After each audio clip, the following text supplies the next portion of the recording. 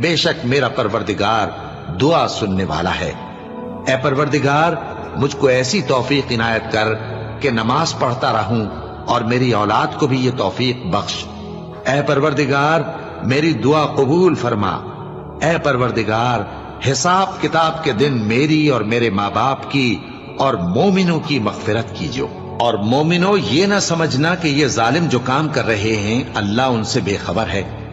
वो इनको उस दिन तक मोहलत दे रहा है जबकि दहशत के सबब आंखें फटी की फटी रह जाएंगी और लोग सर उठाए हुए मैदान क़यामत की तरफ दौड़ रहे होंगे। उनकी निगाहें खुद अपनी तरफ लौट न सकेंगी और उनके दिल मारे खौफ के हवा हो रहे होंगे।